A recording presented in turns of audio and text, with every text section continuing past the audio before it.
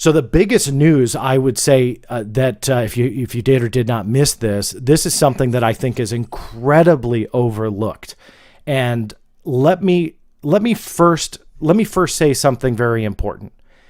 And that is, when I get a Pentagon statement, this does not mean that I believe it. It doesn't mean that I put all of my weight behind it. It doesn't mean that I think it is gospel. But I do think it's all part of the story. And I often get criticized for, quote unquote, believing the Pentagon, when in fact I don't. There is a difference between either reporting on or conveying the message versus actually saying this is the God's honest truth. And that is very much true with the Pentagon. But it is part of the story, whether some people like it or not. And so I wanted to kind of preface that, because I don't want it to seem like I'm saying, well, this is it. The Pentagon said it. And here's a prime example on why. And they did a complete change of their story, complete change of their stance on ATIP. Now, just kind of a refresher here, on May 22nd, 2019, the New York Post ran a story about ATIP. This was done by Stephen Greenstreet, investigative journalist over there. He has a online show as well that he does through the New York Post called The Basement, I believe. Definitely check that out. And he had run a story which was about ATIP, and he got a statement. And the Pentagon said that ATIP did pursue research and investigation into unidentified aerial phenomena. Now, I'll tell you now what I told the New York Post then, and it was like the Pentagon tried very hard not to say that. And that's why I had my reservations of believing that it was a UFO program. I fully admit that. And when this was published, I was wrong. I mean, look, they said it. I had an idea, a theory for a while based on the evidence at hand. And, you eat crow a little bit, but hey, you can only deal with the evidence that you have, and you move forward. And so when the New York Post came to me for comment. So I was published in their article when this news broke, and then they had me on their television series, and I said, yeah, I was shocked. Never used that S word, but I was genuinely shocked that the Pentagon had said this. And yet, fast forward to what happened next.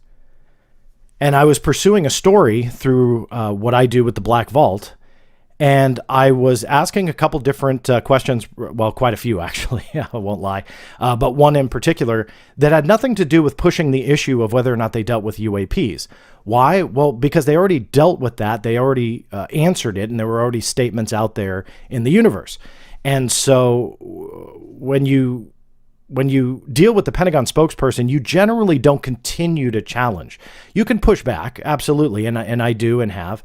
But once they kind of put that official statement out there, that is to them essentially gospel. That is what they believe, and that is their stance. They do change things, as you're about to find out, not only on UFOs, but quite a few other things. But generally, they put a lot of research into it, and they put a lot of weight behind it.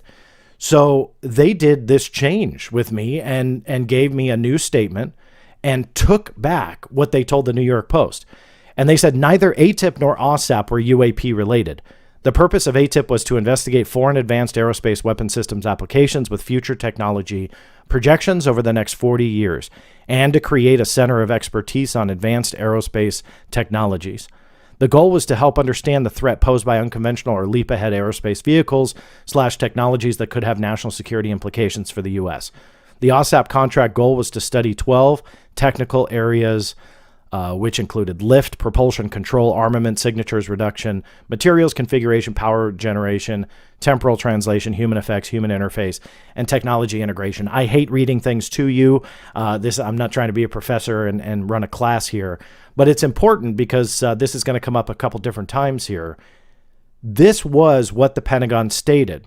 Now, why was I shocked? Well, the evidence that we had at hand back in January of last year, the Defense Intelligence Agency, the agency which headed up the OSAP contract, had released the titles of the 38 reports. They call them the DIRD, Defense Intelligence Reference Documents, I believe it is.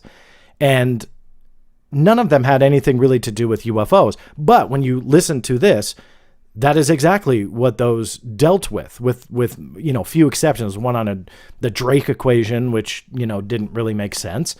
So does that pave the way for it being a UFO program? Maybe. So all of that being said, now they've changed it. And I was more confused at this moment than I was when they said, yeah, you know what, it did deal with UAPs. Now, a lot of people said that that was a change of statement. I have challenged those that have attacked since then to produce a Pentagon statement that said and denied UAP involvement prior to the New York Post. Not a single person can give me a statement, meaning this is the only time that I know of so far that they've changed the statement. Many people are talking about how they've done this now 3 times. All of that is untrue, but obviously they are changing it now. This is incredibly important. It really is. It didn't get a whole lot of attention, not like when the Navy admitted that those 3 videos were UAPs. However, this is something that's incredibly important because the Pentagon's changed. They're backtracking. Are they lying? Quite possibly. I mean, I'm not going to rule that out, but you have to admit at least this somewhat makes sense on why those DIRD reports were about exactly what she is explaining here. Ironically, this is how Mr. Luis Elizondo also describes ATIP, where he talks about lift, propulsion control, and so on. So it's like they very much align 75% of the way. And then the Pentagon takes an extreme right turn, and Mr. Elizondo takes an extreme left turn on exactly what the core of the project was all about.